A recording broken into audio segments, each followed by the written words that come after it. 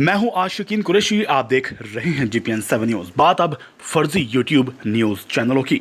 शायद अमरोहा ही एकमात्र ऐसा जिला है जहां स्वयंभू पत्रकारों की बाढ़ सी आ गई है। ऐसे लोगों से जनता ही नहीं, ईमानदार अफसर भी बेहद परेशान हैं।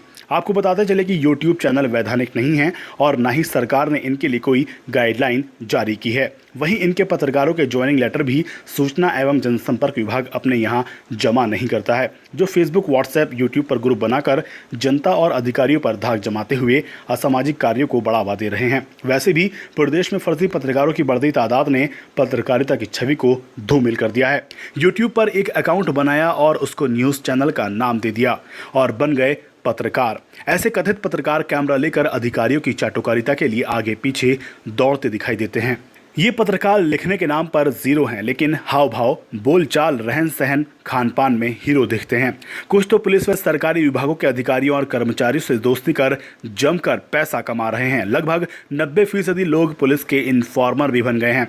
कई पत्रकारों के बारे में सुना गया है कि इनकी दिनचर्या कुछ अजीब सी है। मसलन सुबह की चाय कोतवाल के साथ, दोपहर का लंच किसी अधिकारी के साथ और डिनर किसी दिलफेंक और मस्त किस्म के सरकारी मुलाजिम के साथ करते हैं। इन पत्रकारों के पास महंगे मोबाइल, डिजिटल कैमरे, स्लिप पैड और महंगी कलम होती है। बड़े बड़े शहरों से प्रकाशित होने वाले अखबारों का रिपोर्टर कहलाने के लिए शौक की वजह से ये लोग कथित पत्रकार 10-20 प्रतियों की एजेंसियां खुद के नाम से ले रखी हैं। तहसील, कलेक्ट्रेट, विकास भवन, कृषि भवन, शिक्षा विभाग, पूर्ति विभाग, लोक निर्माण विभाग, अस्पताल, थाना कोतवाली में फरियादियों की कम और पत्रकारों की ही भीड़ देखी जा सकती है।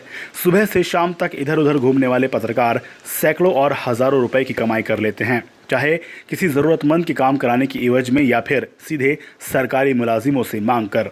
ऐसे कथित पत्रकार जो प्रेस रिपोर्टर्स बनकर अपने स्वार्थ की पूर्ति के लिए हर तरह के हथकंडे अपना रहे हैं। लोकतंत्र का चौथा स्तंभ मीडिया इन दिनों जिले में तार तार होता जा रहा है। इस बात को हवा इलेक्ट्रॉनिक तंत्र दे रहा है।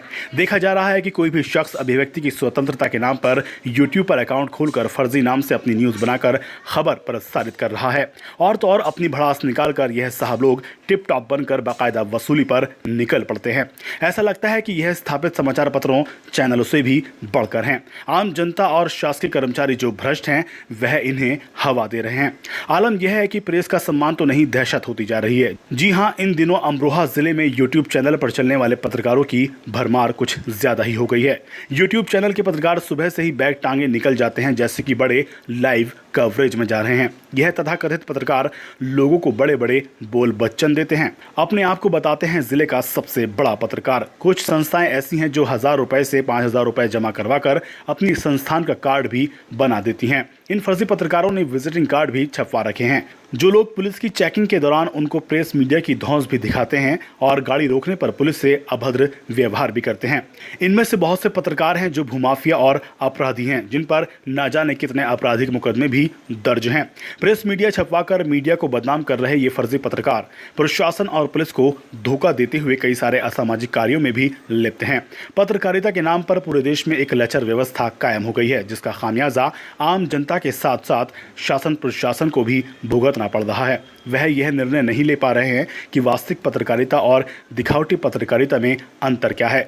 यूट्यूब पर खबर दिखाने का अधिकार आखिर किसने और कैसे दिया। बिना पैमाने के पत्रकारिता का बेड़ा गर्क करने में कुछ असामाजिक तत्व पिछले कई सालों से लगे हुए हैं। वीडियो जर्नलिस्ट रमेश मशकूर के साथ आशिकीन कुरैशी की रिपोर्ट।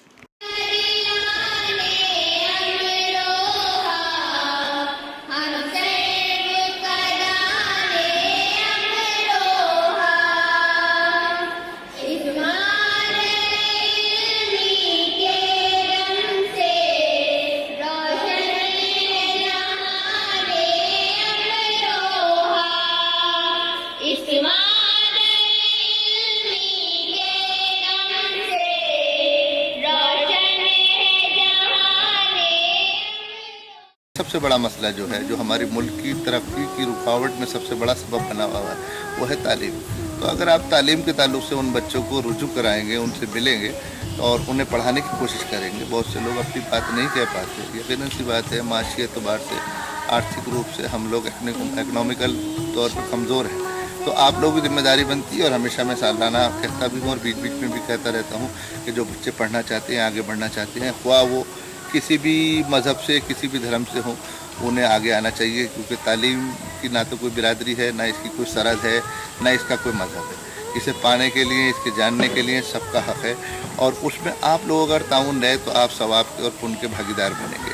असली काम यही है कि तालीम हो, जिससे हमारा एक ख़ानदान, हमारा मोहल्ला, हमारा शहर, हमारा ज़िला, हमारा मुल्क दिन ब दिन तरक्की करे।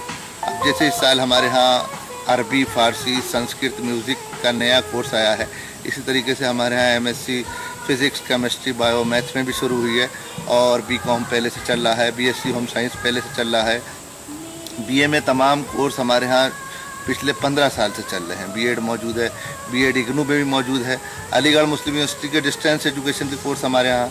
और सबसे बड़ी खुशी की बात है कि जो लोग जामिया में पढ़ने की ख्वाहिश रखते थे, जो लोग अलीगढ़ में पढ़ने की ख्वाहिश रखते थे, उस ताल्लुक़ से हमारे यहाँ अलीगढ़ डिस्टेंस एजुकेशन जो गालिबन पिछले 2 सालों से चल रहा है, और इस साल करंट में हमारे यहाँ जामिया मिलिया दिल्ली यूनिवर्सिटी का जो है कोर्स शुरू हुए हैं, जिसमें BA है, LLB है, BSc है, MA है तमाम, और अलीगढ़ यूनिवर्सिटी में हाई स्कूल और इंटर भी है, और BCom भी है, और MA भी हैं तमाम।